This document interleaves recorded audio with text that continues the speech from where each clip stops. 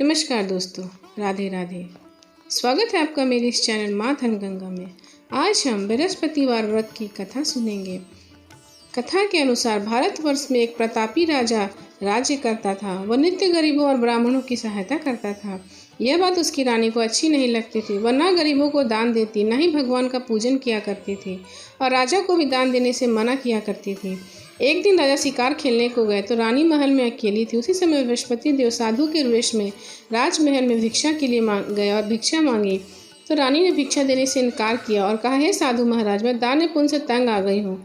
मेरा पति सारा धन लुटाते रहता है। मेरी इच्छा है कि हमारा सब धन नष्ट हो जाए, फिर ना रहेगी बांस न बजेगी बांसुरी। साधु ने कहा, हे देवी, तुम बड़ी विचित्र हो। धन संतान तो सभी चाहते हैं, पुत्र और लक्ष्मी तो पापी के घर भी होने चाहिए। यदि तुम्हारे पास अधिक धन है तो भूखों को भोजन कराओ, प्यासों के लिए प्याव बनवाओ, मुसाफिरों के लिए धर्मशाले खुलवाओ। जो निर्धन अपनी कुंवारी कन्याओं का विवाह नहीं कर सकते उनका विवाह करा दो। ऐसा और कई काम करो जिनके तुम्हारा यश परलोक में फैले। परंतु रानी पर उस उपदेश का कोई प्रभाव न पड़ा। वह बोली, महाराज, आप मुझे कुछ न समझे। मैं ऐसा धन नहीं चाहती जो हर जगह बांटती फिरूं।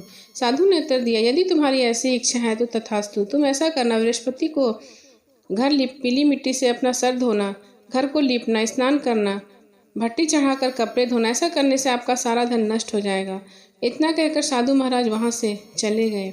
साधु के अनुसार कई बातों पर पूरा करते हुए रानी को केवल 3 बृहस्पति वही बीते थे। उसकी समस्त धन नष्ट हो गई। भोजन के लिए राजा का परिवार तरसने लगा। एक दिन राजा ने रानी से बोला, हे रानी, तुम यहीं रहो, मैं दूसरे देश को जाता हूँ, क्योंकि यहाँ पर कोई मुझे काम नहीं देगा, इसलिए मैं छोटा कार्य नहीं कर सकता। ऐसा कहकर राजा परदेश चला गया। वहां वह जंगल से लकड़ी काट कर लाता और शहर में बेचता। इस तरह वह अपना जीवन व्यतीत करने लगा। इधर राजा के प्रदेश जाते रानी और दासी दुखी रहने लगी। एक बार जब रानी और दासी को 7 दिन तक बिना भोजन के रहना पड़ा तो रानी ने अपनी दासी से कहा, हे दासी, पास ही नगर में मेरी बहन रहती है, वह बड़ी धनवान है, तो उसके पास जा और कुछ ले आ ताकि थोड़ा बहुत गुजर बसर हो जाए। दासी रानी की बहन के पास गई। उस दिन गुरुवार था और रानी की बहन उस समय बृहस्पति व्रत की कथा सुन रही थी। दासी ने रानी की बहन को अपना रानी का संदेश दिया, लेकिन रानी की बड़ी बहन ने कोई उत्तर नहीं दिया। जब दासी को रानी के बहन से कोई उत्तर न मिला तो वह बहुत दुखी और क्रोध भी आया। दासी ने वापस आकर रानी को सारी बात बता दी। सुनकर रानी ने अपने भाग्य को कोसा। उधर रानी की बहन ने सोचा, मेरी बहन की दासी आई थी, परंतु मैंने उससे कुछ नहीं बोला, इससे वह दुखी हुई होगी। कथा सुनकर और पूजन समाप्त करके वह अपनी बहन के घर आई और कहने लगी, हे बहन, मैं बृहस्पतिवार का व्रत कर रही थी। तुम्हारी दासी मेरे घर आई थी, परंतु जब तक कथा होती है तब तक न उठते और न ही बोलते हैं, इसलिए मैं नहीं बोली। कहो दासी क्यों गई थी? रानी बोली, बहन, तुमसे क्या छुपा, हमारे घर में खाने तक को अनाज नहीं है। ऐसा कहते कहते वह रोने लगी। उसने दासी समेत पिछले 7 दिनों तक भूखे रहने की बात अपनी बहन को बताया। रानी की बहन बोली, देखो, भगवान बृहस्पति देव की मनोकामना से तुम्हारे घर में कुछ रखा हो। पहले तो रानी को विश्वास नहीं हुआ, पर बहन के आग्रह करने पर उसने अपनी दासी को अंदर भेजा तो उसे सचमुच अनाज से भरा एक घड़ा मिला। यह देखकर दासी को बड़ी हैरानी हुई। दासी रानी से कहने लगी, हे रानी, जब हमको भोजन नहीं मिलता तो हम व्रत ही तो करते हैं, इसलिए क्यों न इस व्रत और कथा की विधि पूछ ली जाए ताकि हम भी व्रत कर सकें। तब रानी ने अपने बहन से बृहस्पति व्रत के बारे में पूछा। उसकी बहन ने बताया, बृहस्पतिवार के व्रत के दिन चने की दाल और मुनक्का से विष्णु भगवान का केले की जड़ में पूजन करें तथा दीपक जलाए, व्रत कथा सुने और पीला भोजन ही करें। इससे बृहस्पति देव प्रसन्न होते। व्रत और पूजन विधि बताकर रानी की बहन अपने घर को लौट गई। 7 दिन के बाद गुरुवार आए तो रानी और दासी ने व्रत रखा। घुड़साल से जाकर चना और गुड़ ले आई और उससे फिर केले की जड़ तथा विष्णु भगवान का पूजा किया। अब पीला भोजन कहाँ से आए, इस बात को लेकर दोनों बड़ी दुखी थे। चूंकि उन्होंने व्रत रखा था इसलिए बृहस्पति देव उनसे प्रसन्न थे, इसलिए वे एक साधारण व्यक्ति के रूप में 2 सुंदर थालों में पीला भोजन दासी को दे गए। भोजन पाकर दासी प्रसन्न हुई और फिर रानी के साथ मिलकर भोजन किया। उसके बाद वे सभी गुरुवार को व्रत और पूजन करने लगे। बृहस्पति भगवान की कृपा से उनके पास फिर से धन संपत्ति आ गई, परंतु रानी फिर से पहले की तरह आलस्य करने लगी। तब दासी बोली, देखो रानी, तुम पहले भी इस प्रकार आलस्य करती थी, तुम्हें धन रखने में कष्ट होता था, इस कारण सभी धन नष्ट हो गया। अब जब भगवान बृहस्पति की कृपा से हमें धन मिला है तो तुम्हें फिर आलस होता है। रानी को समझाते हुए दासी कहती है कि बड़ी मुसीबतों के बाद हमने धन पाया है, इसलिए हमें दान पुण्य करना चाहिए और धन को शुभ कार्यों में खर्च करना चाहिए, जिससे तुम्हारा कुल का यश बढ़ेगा, स्वर्ग की प्राप्ति होगी, पितृ प्रसन्न होंगे। दासी की बात मानकर रानी अपना धन शुभ कार्यों में खर्च करने लगी, जिससे पूरे नगर में उसका यश फैलने लगा। बृहस्पति व्रत कथा के बाद श्रद्धा के साथ आरती किया करती थी और उसके बाद सबको प्रसाद बांटा करती थी। एक दिन राजा दुखी होकर जंगल में एक पेड़ के नीचे आसन जमाकर बैठा था। वह अपनी दशा को याद करके व्याकुल होने लगा। बृहस्पति का दिन था। एकाएक उसने देखा निर्जन वन में एक साधु प्रकट हुए। वह साधु वेश में बृहस्पति देव थे।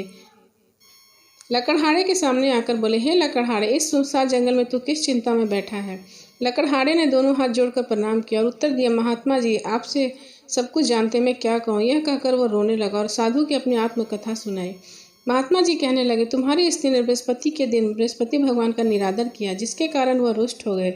उन्होंने तुम्हारी यह दशा कर दी। अब तुम चिंता को ना करो, मेरे कहने पर चलो, मैं तो तुम्हारे सब कष्ट दूर हो जाएंगे और भगवान पहले से भी अधिक संपत्ति तुम्हें देंगे। बृहस्पति के दिन कथा किया करो। 2 पैसे के चने मुनक्का लाकर उसका प्रसाद बनाओ और शुद्ध जल से लोटे में शक्कर मिलाकर अमृत तैयार करो।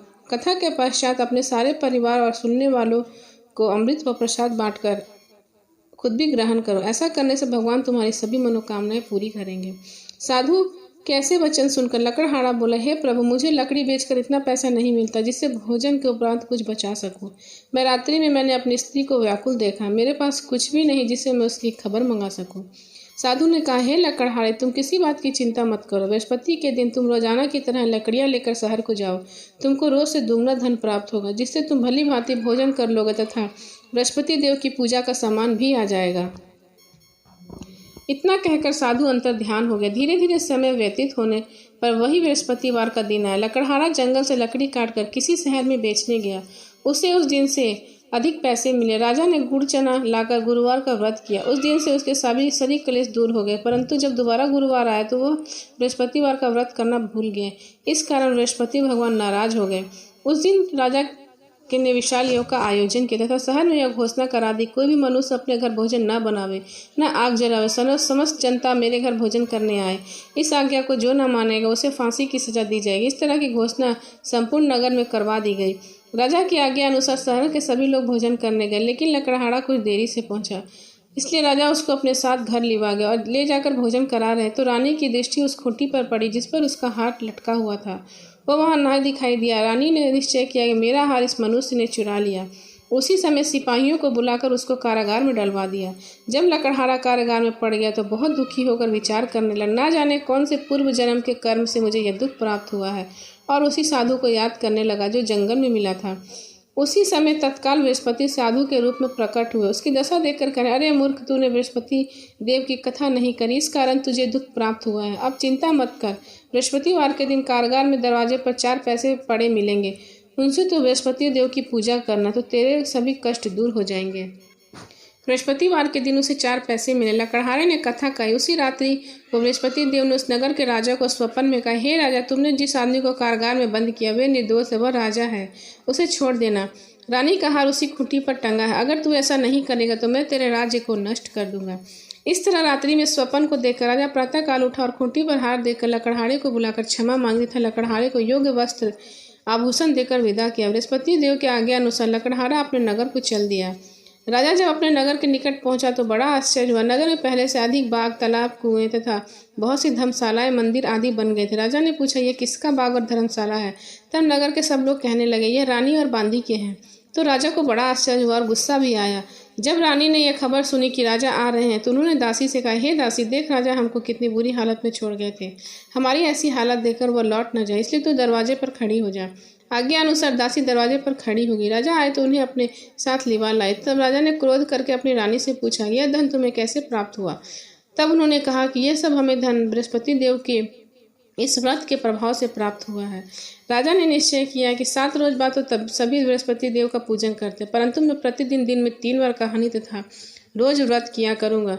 अब हर समय राजा के दुपट्टे में चने की दाल बंधी रहती तथा दिन में 3 बार वो कहानी कहता। एक रोज राजा ने विचार किया, चलो अपनी बहन के यहाँ हो आवे। इस तरह निश्चय कर राजा घोड़े पर सवार हो अपनी बहन के यहाँ चलने लगा। मार्ग में उसने देखा कुछ आदमी एक मुर्दे को लिए जा रहे हैं। उन्हें रोककर राजा कहने लगा, अरे भाइयों, मेरी बृहस्पति देव की कथा सुन लो। वो बोले, लो, हमारा तो आदमी मर गया, इसको अपनी कथा की पड़ी है। परंतु कुछ आदमी बोले, अच्छा कहो, हम तुम्हारी कथा सुनेंगे। राजा ने दाल निकाली और जब कथा आदि हुई तो मुर्दा हिलने लगा, और जब कथा पूरी हुई तो वह राम राम कर कर मनुष्य खड़ा हो गया। अगर आगे मार्ग में उसे एक किसान खेत में हल चलाता मिला। राजा ने उसे देखा और उससे बोला, अरे भाई, तुम मेरी बृहस्पतिवार की कथा सुन लो। किसान बोला, जब तक मैं तेरी कथा सुनूंगा तब तक 4 हल जोत लूंगा। जा अपनी कथा किसी और को सुनाना। इस तरह राजा आगे चलने लगा। राजा के हटते बैल पछाड़ खाकर गिर गया तथा किसान के पेट में दर्द होने लगा।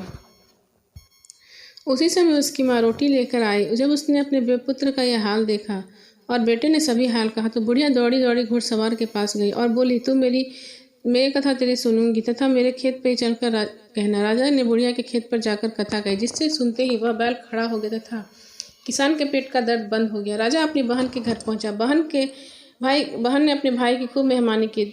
दूसरे रोज प्रातः काल राजा जगा तो वह देखने लगा कि सब लोग भोजन कर रहे हैं।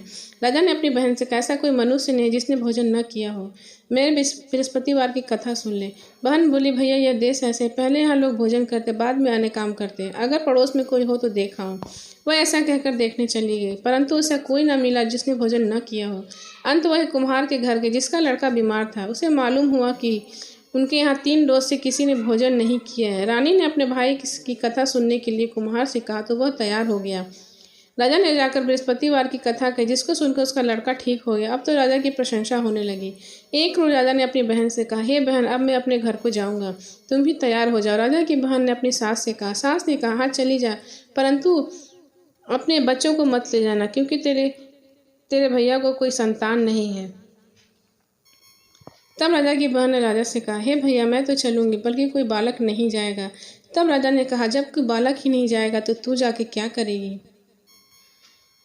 फिर राजा अपने महल को आया, बिना कुछ कहे बिना कुछ खाए पिए सो गया। प्रातःकाल उठकर उस राजा ने अपनी रानी से कहा, हे रानी, हम निर्वंशी राजा, हमारा मुख किसी को देखने का नहीं है, हमें कोई संतान नहीं है।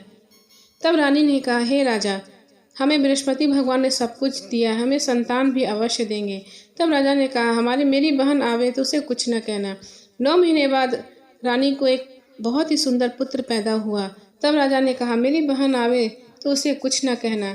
बहन ने जब खबर सुनी कि राजा को पुत्र हुआ है तो वो संदेश लेकर अपने भाई के घर आई। तो रानी ने कहा, घोड़ा चढ़कर नहीं आए, गधा चढ़कर आई। तो राजा की बहन ने कहा, भाभी, बृहस्पति देव ऐसे ही है, जिसके मन में जो मनोकामनाएं होती है वैसे वो पूर्ण करते हैं। मैं ऐसा ना कहती तो तुम्हें बृहस्पति देव पुत्र कैसे देते। बृहस्पति भगवान सबके कष्ट को दूर करते हैं और सबकी मनोकामनाएं पूर्ण करते हैं। बोलो विष्णु भगवान की जय।